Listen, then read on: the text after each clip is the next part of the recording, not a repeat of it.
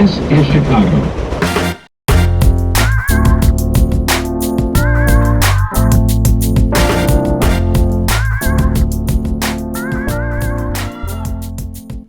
Welcome back to the All for the Love of Chicago podcast. I'm Lisa Nucci, CMO here at Choose Chicago. And I'm Kristen Reynolds, President and CEO of Choose Chicago.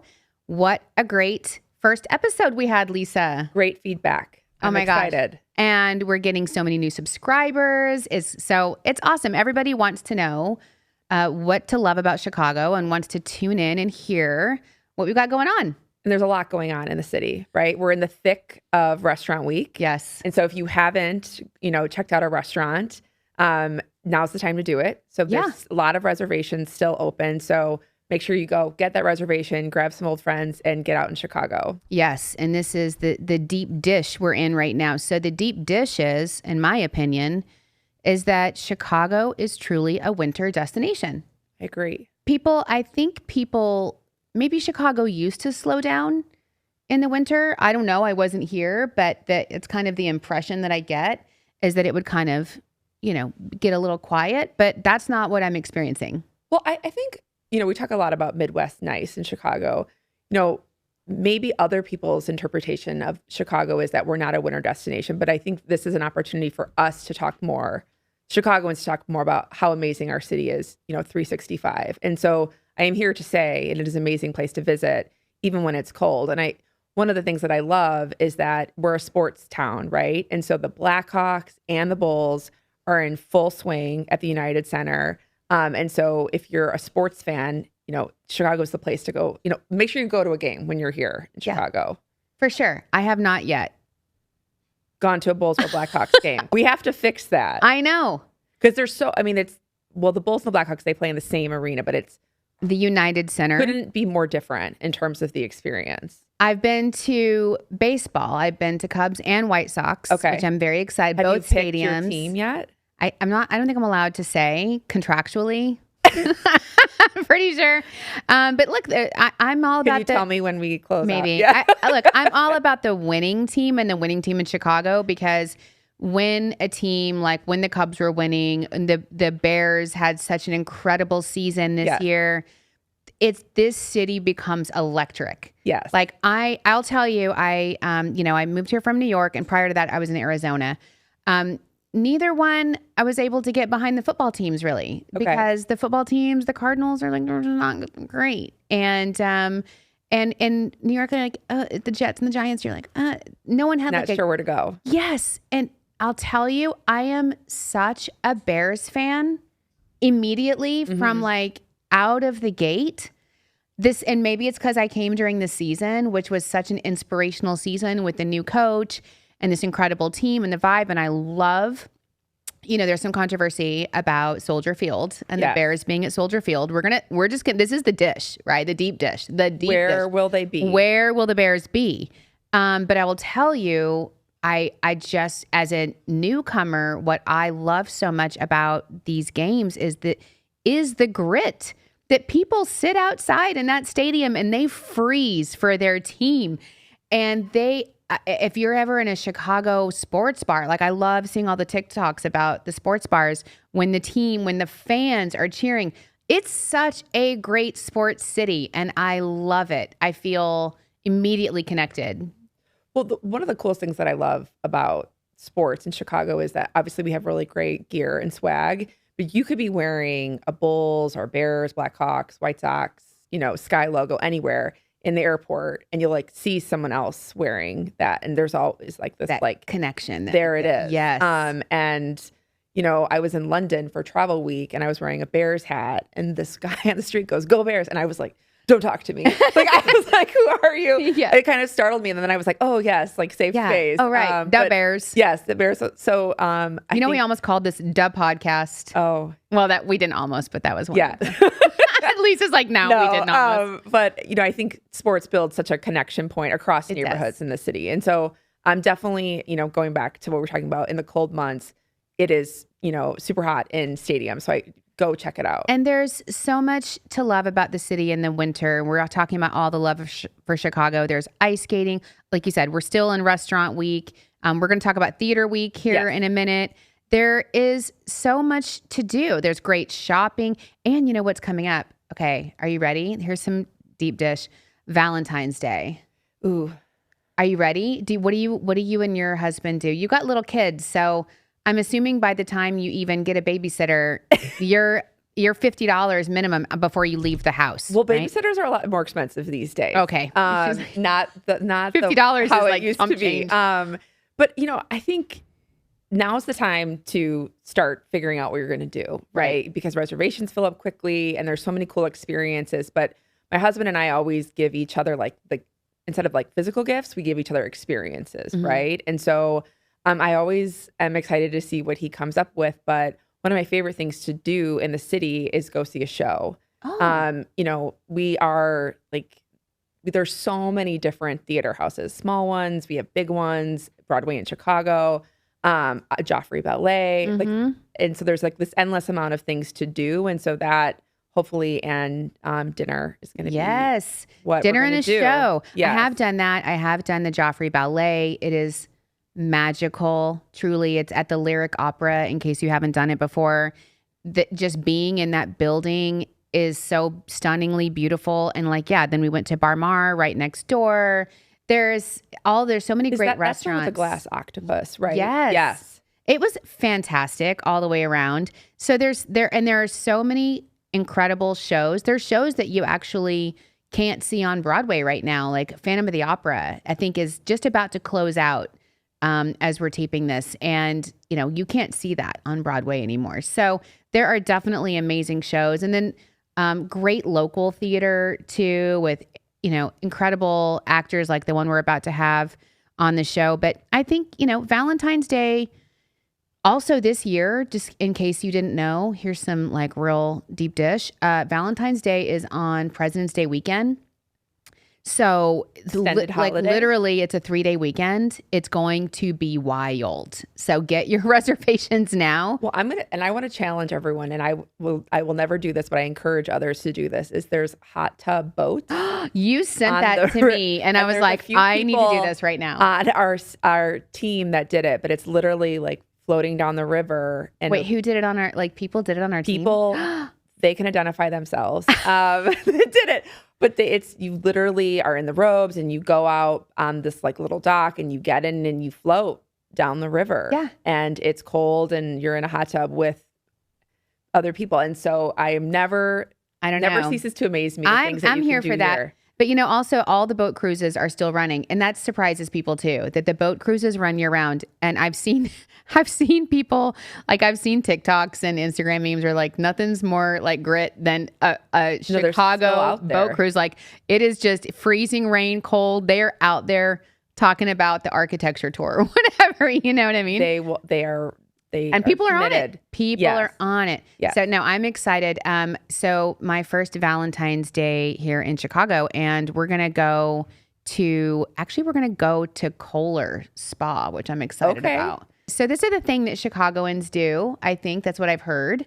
They were you've got to go check it out here, and we're in such great driving distance to all these wonderful places, and all those people come to us and come to our spas. Yes. Which I'm excited. Chicagoans tend to either go to you're a Wisconsin or a Michigan person for long weekends or summer houses. It's not the Hamptons, but I would say it's similar to that. Okay. Yeah. Okay. Look, she's giving me my but landmarks. Wisconsin, Geneva, that types of stuff. Yeah. So Kohler's great. Okay. Well, I'll report back when I come back and let you know how it is. But truly, if you're going to get those reservations for Valentine's Day, whether it's show tickets or restaurant tickets, make sure you get them now.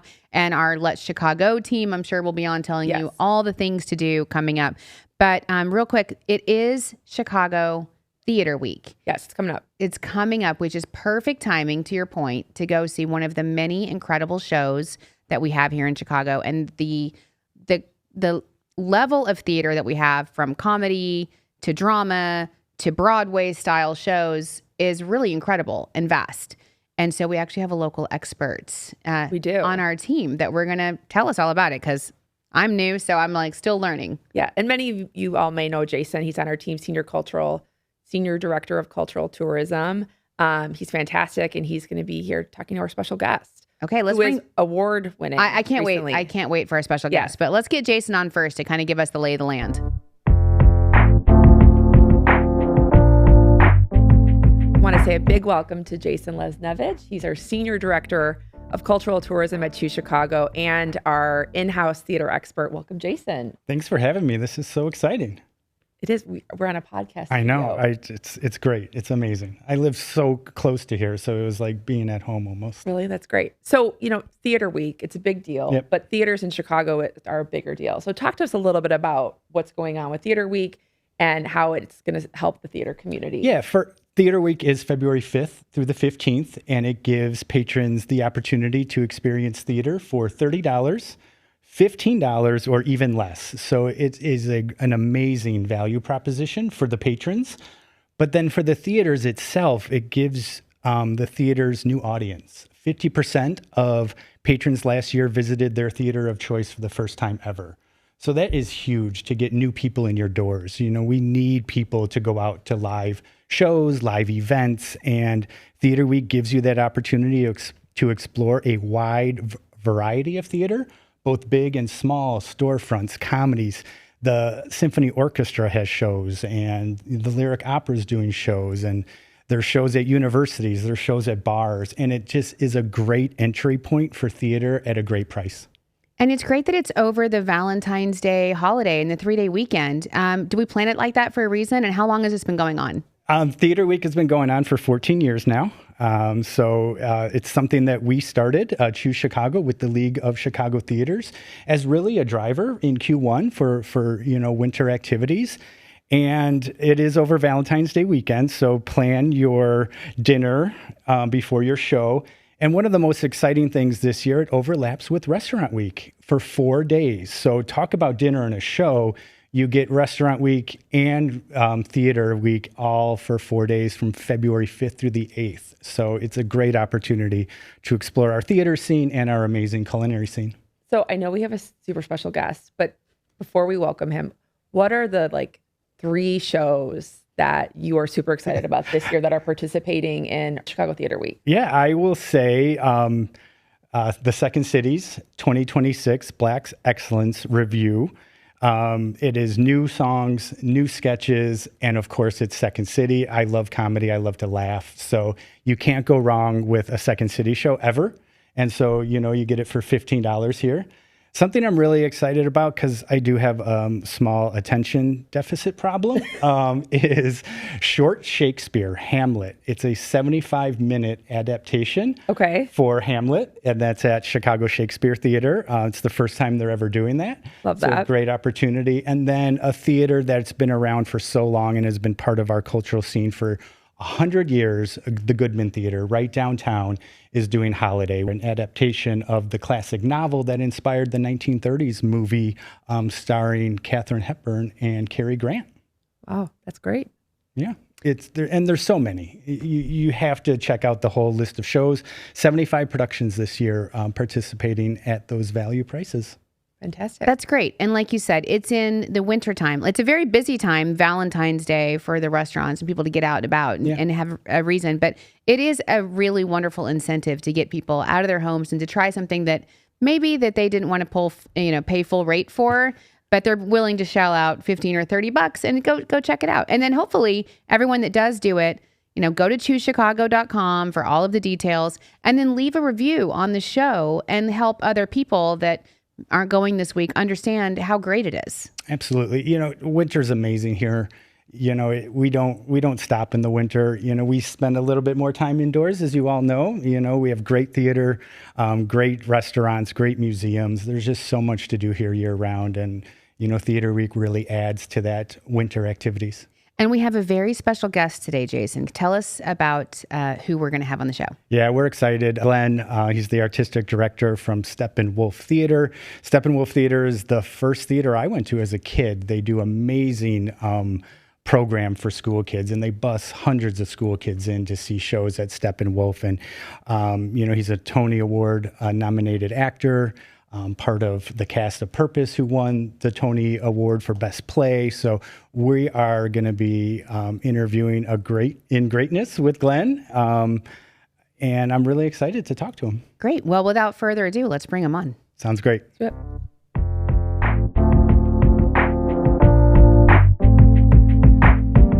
Okay, we are super honored to have Glenn Davis here, the artistic director of Steppenwolf Theater. We met a few weeks ago, or I guess it was like a month ago. We were having a round table with some of our stakeholders at the Dre House Museum when we just launched All for the Love of Chicago that day, the social media campaign. And you were kind and gracious enough to do one of our TikToks.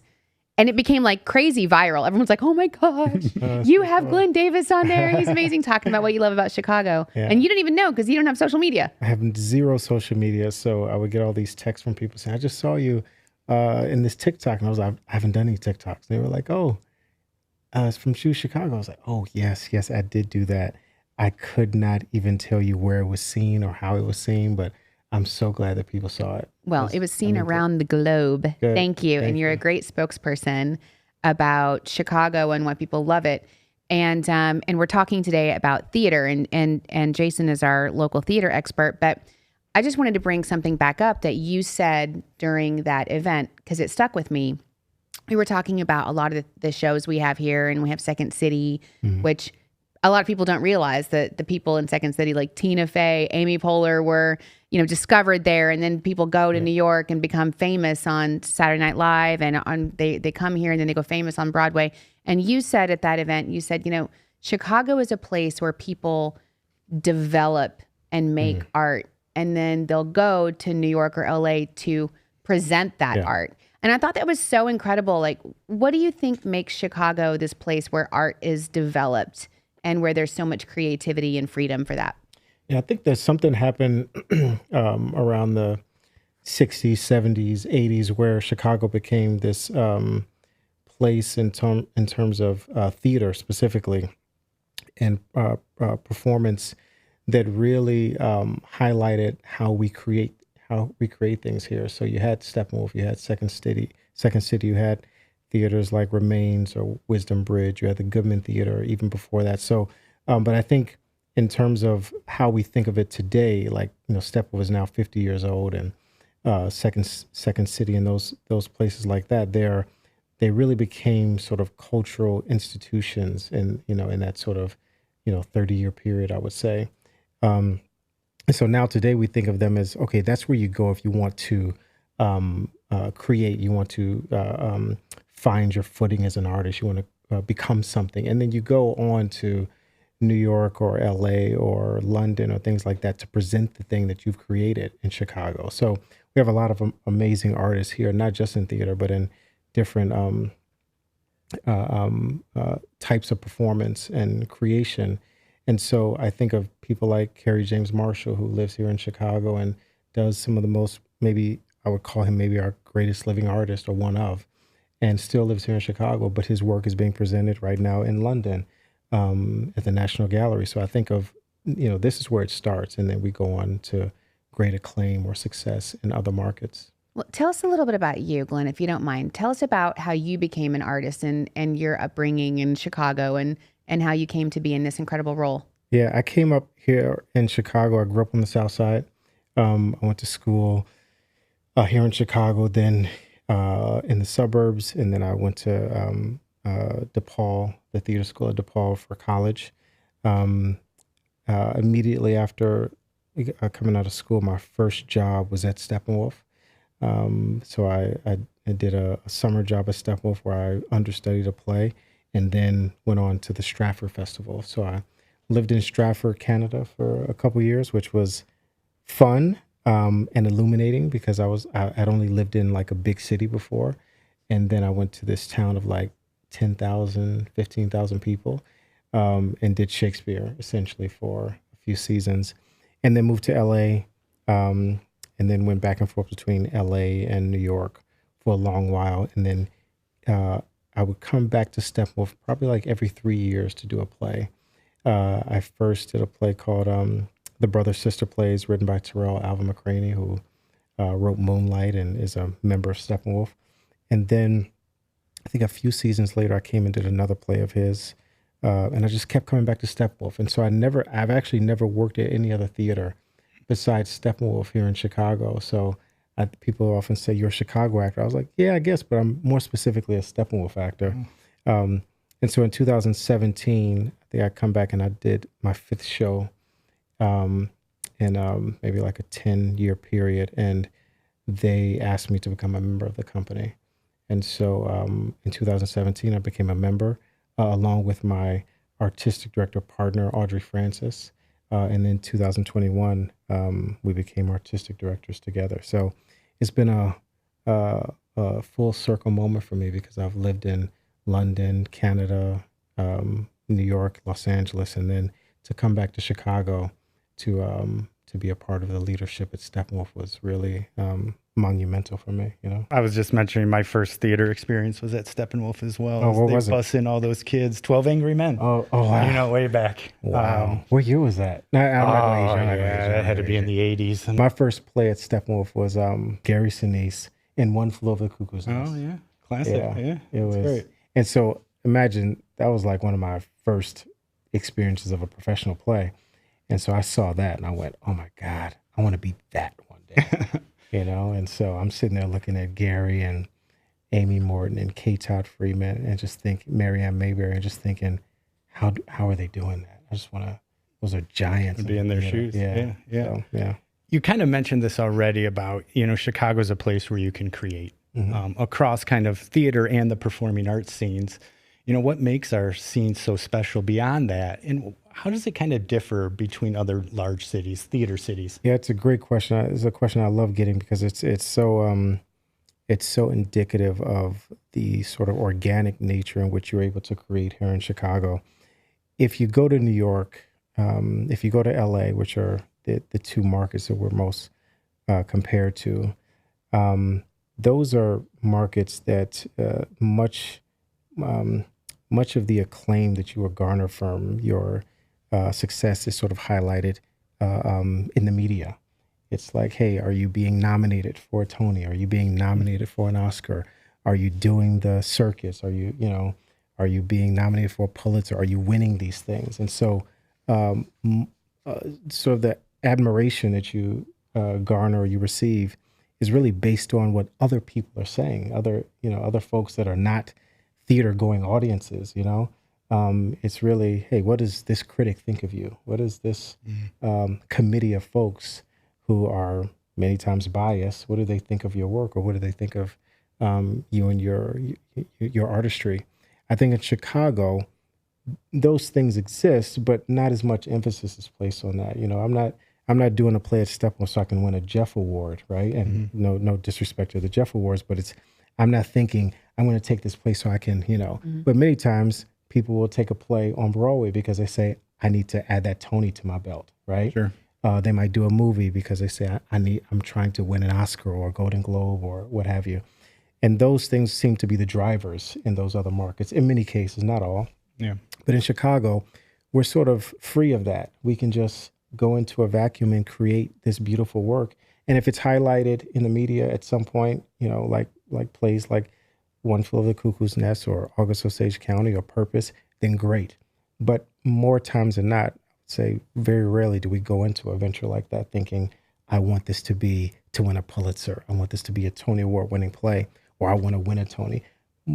Mostly you go, I want to get in there with the actors that I know and love, this director who I've been wanting to work with for a long time, and I want to do it on the Steppenwolf stage. I want to be supported by the same folks who supported, you know, Anna Shapiro when she was directing August Osage County. I want to be supported by the same folks who were supporting Terry Kinney when he was directing One Flew Over the Cuckoo's Nest. So you see those sort of hallmarks of great work in Steppenwolf's history and other theaters around Chicago, and you say, I want to be able to go into that cocoon with my fellow artists and then come out with something beautiful. And Chicago audiences will let me know how worthwhile the venture was. Chicagoans will tell you, right? They have no problem telling you. They'll be honest with me. We're supportive too. Exactly. Yeah, both ways. I think that people will, you know, voice their support and also tell you, hey, could have done this a little bit. You know? Yeah. And that's fair. And criticism is fair and we need it. But I guess the overall theme of what I was saying was that it's not, we're not trying to highlight ourselves by placing some medal on ourselves. It's like a purity of purpose. Yeah. Right. It's a purity just for producing the art. Yeah. And I loved that you said that in the presentation you did, and it stuck with me. I never quote people and remember like exactly what you said, but it really moved me when you said. I was like, oh, I can see what you're talking about. But I have other people just to this last thing I want to say. I have other people come to Chicago who've worked in New York exclusively or in LA, and they'll say, "Man, you all are sort of free of all that BS. You all it's really just about the work for you guys." And we're like, yeah, we just want to do good work. So that's great. Sorry, that's great. And no, we were just having a similar conversation with the chef about Restaurant Week and why restaurants can maybe thrive and flourish here more. It is more of a community of people that are here just to create. Some of the less of the pressure you're talking about and that media exposure. But let's talk about Steppenwolf for a minute, because I'm new. I just moved to Chicago. Oh, where from? From New York. Oh, I love New York. I just came back from New York. It's a great months time. ago. Yeah, 8 months ago. time. So I was so that's why I was like, I completely resonated with what you said. Yeah. But for those of us, and maybe even Chicagoans, because there are lifelong Chicagoans who have not yet been to the Steppenwolf. Tell us about the Steppenwolf. It's been 50 years, as you said. There was just a beautiful renovation, right? It's gorgeous when you go by there. What is the sustainability of that theater about? Like, how has it been able to sustain for so long? What makes it special? What does the future look like? What's the connection? Yeah, so Steppenwolf is now celebrating its 50th anniversary season. We currently have Amadeus on stage right now, which is selling out. So get your tickets if you haven't seen it yet. But I think that the thing that sort of separates Steppenwolf from the other theaters around the country, around the world, is really this amazing group of ensemble of actors. So along with some of the folks I mentioned before, you have these people who either started here early on in the mid 70s or came later in the 80s, 90s, 2000s to be a part of this eclectic group of artists from all parts of the world at this point. And the sustainability is exactly that. I go to other theaters around the country, and you don't have if I'm doing a play in New York or another market, more times than not, I don't really know the people in the play that intimately, right? We're all getting to know each other. So you rehearse for play for about 3.5, 4 weeks. So you're getting to know each other. It's like being on the basketball team and you like, I've never played with you before. Yeah. Where do you like the ball? You know what I mean? Can I alley-oop to you? I like it right here so I can... Trying to read them a little bit. Exactly. Yeah. And so with Steppenwolf, we don't have any of that, because we know each other intimately, for better or for worse. We've known each other for years and years and years. Some of my best friends in the company, I went to college with. So I've known them for, a very long time. And some of the folks who've been a part of the company since the beginning, the company's 50 years. So that means they've been a part of this group for 50 years.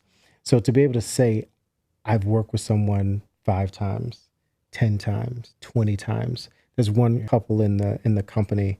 They're not a couple, but they're a man and a woman who've played husband and wife. They say they counted something like 12 times in plays over the years, right? And I was like, that's awesome. Yeah. So I think about my friends. But they're not a couple? But they're not a couple. I mean, maybe they should be at this point if they're that paired together, Right? That's funny. But I think to myself, where else can you have that? Right. Where else can you go and you say, I've seen this person as a crook. I've seen them as a senator. They play the president. They play, It's the uniqueness of the ensemble. They played my brother. They played my wife, my sister. So it's incredible to be able to have that that feeling of, I know you intimately, right? I know your ticks. I know where you like the ball. You know what I mean? Sure. I know your habits, right? Yeah. And so we push each other too, right? Hey, Glenn, you're doing that thing again. Oh, okay, you caught me. You know what I mean? It's a family. Exactly. It's a family. And so that, to answer your question, is the sort of secret sauce for Steppenwolf, is that because we've, even if you come into the company more recently in the last 5-10 years, we would hope that you've worked at the company enough times or been around one another that you go, okay, I feel engaged with this group of folks on multiple levels, artistically, but emotionally, psychologically, where we try as much as we can to make sure that people know know each other pretty well. So that when you do get on stage together, it's like secondhand, you know? Yeah. Well, speaking of accolades, I know you don't want to go there, but Chicago Tribune named you one of the Chicagoans of the year, Yeah. and you were nominated for a Tony in your role in Purpose. What does it mean to you? Like, how do you feel about Chicagoan of the year? Yeah, I thought to myself, I should quit now. I should just quit now because it can only go down from here. It's been a great year. It's been a great year for me personally, but more importantly, it's been a great year for Steppenwolf. As for myself and Audrey, when you're the face of a company like Steppenwolf, you're only as good as the company has been doing, right? And so if the company wasn't doing well, no one would, celebrate Sure. The two of us. So we try as much as we can to pour back into the company to continue to get ensemble members back who haven't been engaged for a while. Currently, we have about to go on stage Katie Irby, who's one of my favorite people in the world, an amazing actress who you all have seen in a bunch of TV shows, but she has lived in New York for a long time. And so she said, I haven't been back to the company in over 25 years. I would love to come back at some point. So we kept, sending plays to her, and we finally found the right one, and so she's coming back, and we said, okay, that means the most to me, the fact that she's And tell us coming what back she to do a was in, play. like what shows. She was in Law and Order. Law and Order. Okay. For a very long time. I yeah. saw somebody on the street the other day, and I was like, "Is that the woman from White Lotus and the Gilded Age?" Yeah, And Carrie. and sure enough, then I saw her. Like, she's doing local theater here. She's doing Chicago theater, and I'm just like, "Oh, but that's just walking down the street. Yeah. You never know who you're going to bump into." Carrie Coon is, she did a play here years and years ago called Who's Afraid of Virginia Woolf with Tracy Letts and Amy Morton. And they took that play to Broadway, and it was, got nominated for a Tony, did all the things. And she has gone on to great acclaim and the Gilded Age. And so we take real, pride in that. The fact that she's got her, her start at Steppenwolf or early on at Steppenwolf. And we think of that as, a part of the magic of this company is that so many people who have, gone on to great acclaim really got their start at Steppenwolf. And so, she's a ensemble member, and she's about to open a play on Broadway this week called Bug that started here at Steppenwolf in 2020 and is now about to open on Thursday in New York with Namir Smallwood, who's also a member of the Another company. great example of what you said, a show that started here. Yeah. And then is going to now become famous, globally because of it goes to New York. But that's amazing. And I love what you talked about, because I think what being new to Chicago, for me, what I've noticed is really the community. It is a community of people that just embrace you from day one. Yeah. And I think that's what makes it special, kind of what you were explaining about, just that support system, that family that's here. It's awesome. And that's why we launched All for the Love of Chicago, is it was kind of similar to what you were saying. To Chicago, our job is we're the face of the city on a global stage. And, we get, accolades for doing things like this, but we're just here to give back to the community and to bring people to this couch to highlight the stories behind the Chicagoans that makes this city so special. So we ask every one of our guests, what do you love about Chicago? I think it's that community. Going back to your question earlier, when we won the Tony Award for Best Play for Purpose last year, standing on that stage after, that play took 10 years to develop and to get to that place. And so standing on that stage and accepting the award for Best Play was a monumental moment for Steppenwolf, but also for Chicago. And so the thing that I most remember about that night is I got so many texts from Chicagoans, right? Like, people from Steppenwolf are proud, and I'm very proud being a member of the company. But Chicago really was like, hey, you represented us well. That play was amazing. I saw it in Chicago. I saw it 7 times in Chicago. Congratulations. So that sense of community from other theater companies, from the Goodman, from Chicago Shakespeare, all the theater companies around the town were texting me, Audrey, and Brooke, and just saying, hey, we're very proud of how you all represented Chicago. So I think in that respect, it was huge for us, because if I'd have been in theater in New York, the other New York theaters are not texting me. That's a difference. That's a It's a difference. Chicago win. Yeah. It's a Yeah. Chicago, It's a win and the for community Chicago. supports Yeah. everyone here. The Yeah. theater community is amazing with Yeah. their support. And that's what I felt. That's what we all feel. And when it's someone else, we do the same thing. Yeah. We say, hey, you showed up for this city. And so when you can represent yourself well on a global stage like that, and then you're saying Chicago, there's nothing better than that. I mean, when the Bears are winning, right? And What is it? It Yes, feels like- exactly. feels like we're on Playoffs. top Just of the so world. awesome. Playoffs. I know. Chicago is truly a special city because we have a lot of special people like you, and we're proud to have you as a Chicagoan and Steppenwolf Theater as a great Chicago institution.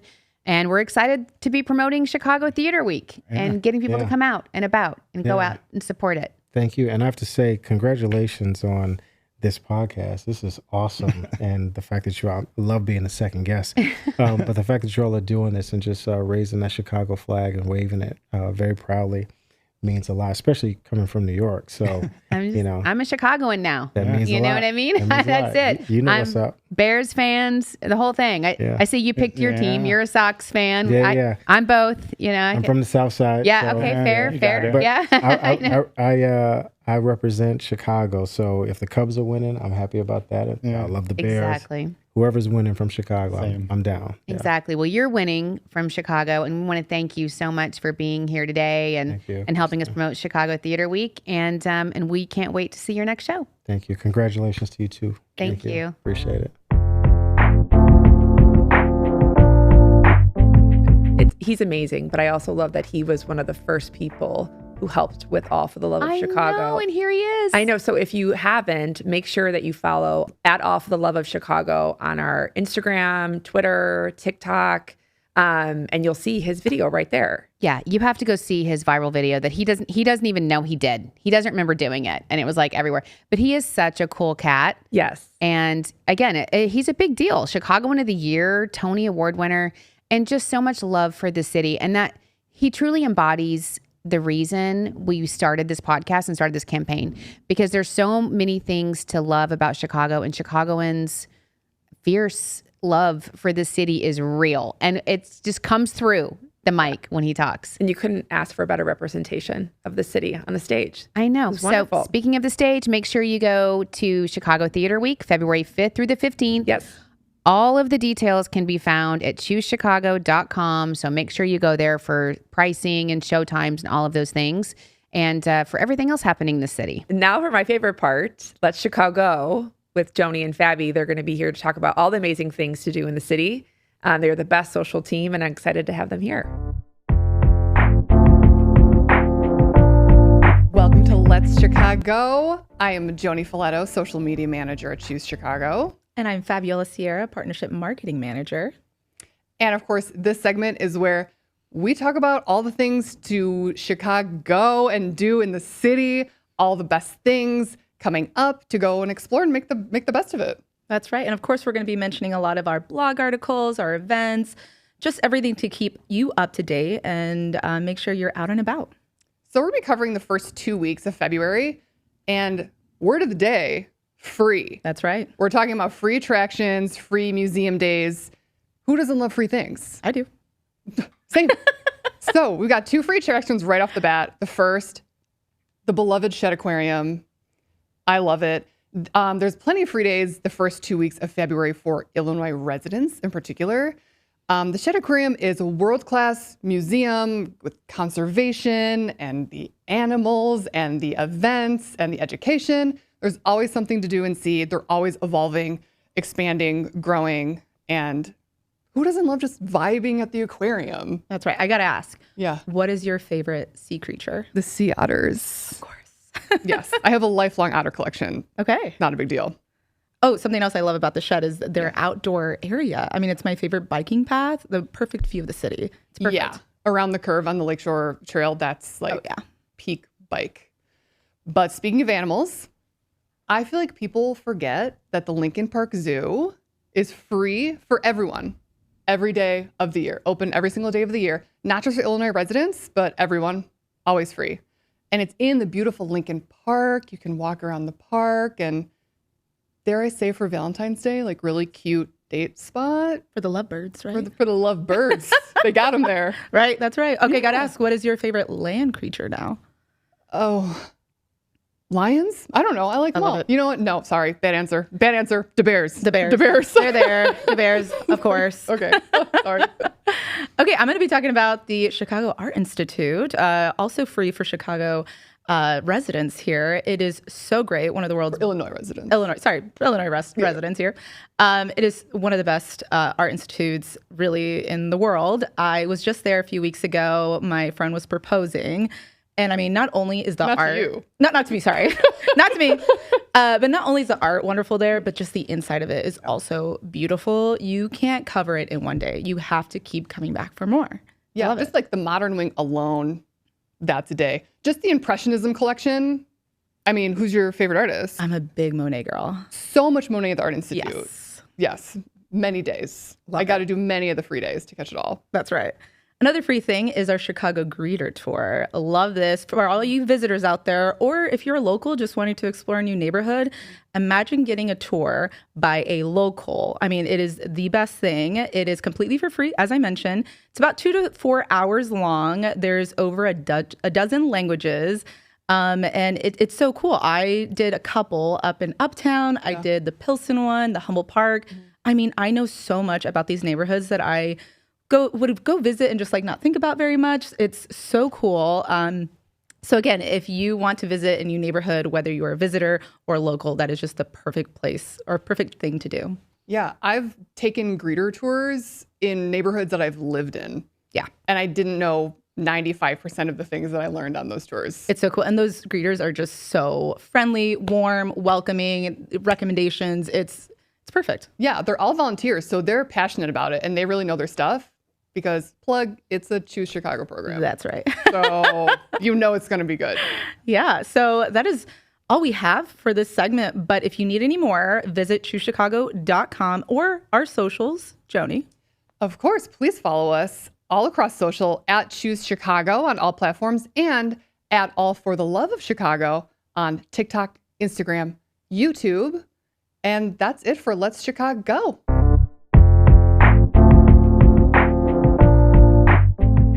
What another amazing episode with the team telling you all things to do in Chicago in this beautiful winter months. You can't be bored here. It's just impossible. It is impossible. And I'm excited for episode 3. So stay tuned. Stay tuned. Make sure you leave us 5 stars, share it with your friends, subscribe, tune in because we've got more coming next month and we'll see you then. Thanks, everyone. That's a wrap on this episode of All for the Love of Chicago. Thank you for joining us and sticking around to the end. Be sure to rate, review, and subscribe to our show on your podcast streaming platform of choice, and visit our YouTube channel to watch each episode. Follow Choose Chicago and All for the Love of Chicago on all the social channels. Let us know what you want to hear about in the show comments. You can visit choosechicago.com to find details on concerts, festivals, and events and performances of every kind all year round. Our producers are Lisa Nucci and me, Stephen Crano from Choose Chicago. Our theme music is by Blake Daniels. Want to share your All for the Love of Chicago story? Post a video and tag us on social. Don't forget to use the hashtag All for the Love of Chicago. We might just feature it on our accounts. See you next time.